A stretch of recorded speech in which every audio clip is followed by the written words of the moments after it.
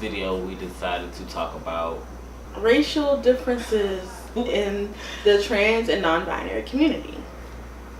So I will start, before I even started my transition, I spent a lot of time on YouTube, and when I YouTube or even Google certain questions, everybody I seen was white.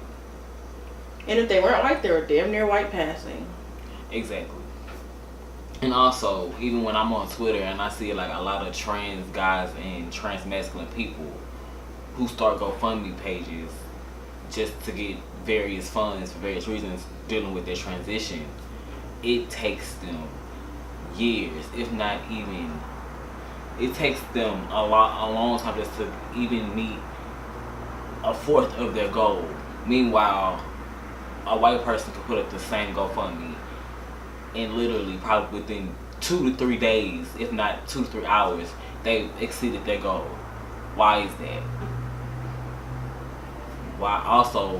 Why is it that a lot of black trans people, not even just trans masculine people, trans feminine people, presenting people, why is it that we are underrepresented in the media?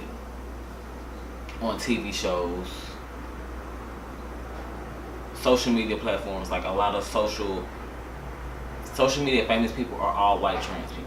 And the ones that aren't white, they have a very thin definition of what's acceptable. They're either light skinned or very skinny and easily hide any part of them that doesn't fit into that mold. Exactly.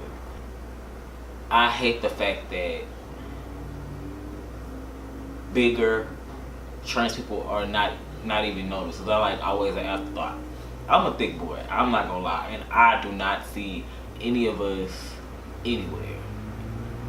And it bothers me because it's just like, where's representation for us? And it seems like when it comes to trans people, it's only acceptable for white trans guys to not be as masculine. They can have a little bit of gentleness and they don't have to be as masculine all the time. But if a black trans guy will do it, their masculinity is coming into question. Are you really trans? Do we need to support you as a trans person?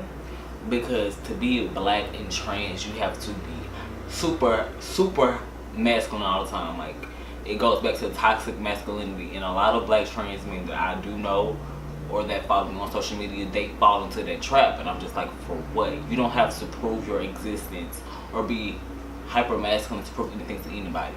You know who you are. You know how masculine you are. Don't let society's views or anything that people tell you, or because you want to be seen as cis as possible, that you fall into that hyper masculine mode, because it's not okay. It's a bunch of bullshit. Like, at the end of the day, you're still a trans man, no matter how masculine and hyper masculine you try to be. That's who you are. And then as for the gender non-conforming community, if you're not white skinny, you're just not going to be represented. Because people who are gender non-conforming that are white and skinny are seen as androgynous. Yeah. And that's not fair to everybody else who doesn't have that luxury of being white or white passing and skinny. There's only one person who isn't really gender non-conforming but very androgynous, that's black, that's very famous, and that's Ari Fitz. And even then, she's really skinny. And even then, she posted a video, people asking her, was she born a man? Like, what? Like, that's the type of stuff I'm talking about. You can look a certain type of way and people assume that you're born a certain way or born with a certain gender because you look genderless. Like we always say, gender is a Western civilization thing. It's a concept. Gender does not exist. There are more than 2 genders. Okay? Gender is on a full spectrum. But of course a lot of people don't understand that because they don't want to learn. They don't want to expand their mind beyond what they've been taught all their lives. People just can't seem to parse the fact that gender is different from gender expression, which is different from sex. Yes. And that's completely different from sexual orientation. None of it's related. They may affect one another, but they're not really related. So let's give you guys a little rundown again. Gender is what you identify as. You have cisgender woman, cisgender man, you have trans woman, you have trans man, you have gender fluid, you have non-binary. Then you have sex, it's what the genitalia you were born with. That's what you are assigned at birth. And then we have sexual orientation. That's who you are attracted to. And then there's gender expression, which is how you express yourself. Like me, I'm non-binary or gender non-conforming, but I tend to dress very feminine. And I am a trans man, or I'm a trans masculine person, a masculine person of center, so I dress and present masculine. It's that simple. And Google is free. But we just gave you a little refresher.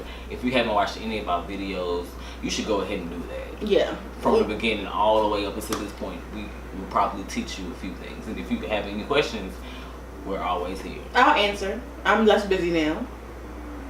Yeah. My photography is starting to pick up, so I might not get right back to you as soon as I would like, but we'll answer your questions eventually. Mm-hmm. And if you're going to send us questions, send us tasteful questions. Do not send us questions that you wouldn't ask another person. Don't inquire about our genitalia, who does want in a relationship. No, because you will get blocked and your message will be deleted. But anyway, this is completely off topic. So yeah, don't be shitty. And if you see a trans person of color with a GoFundMe asking for help with any part of their transition, be more inclined to give them money. If you can't give them money, share. Either repost it on your Instagram, retweet it on Twitter. Help them get the funds they need, because for a lot of people, getting their surgeries is a matter of life and death for them, because mentally their dysphoria is that bad that they don't like what they see. And binding can be very dangerous for long periods of time. Yes, it can be very dangerous for long periods of time. And a lot of people, I also seen on Twitter, somebody was like getting on the trans man because he doesn't have insurance. Everybody can't afford insurance. Mm-hmm. So a lot of people have to pay out of pocket to get these various surgeries, and they aren't cheap. Don't make assumptions just because you see someone making a GoFundMe. Not everyone has the luxury of having a supportive family. Not everyone has the luxury of having jobs and YouTube endorsements and all that. That's not how it works. And follow black trans men YouTube. There's so many amazing black trans YouTubers that don't have a lot of subscribers. Why? Because they're black and they are masculine presenting.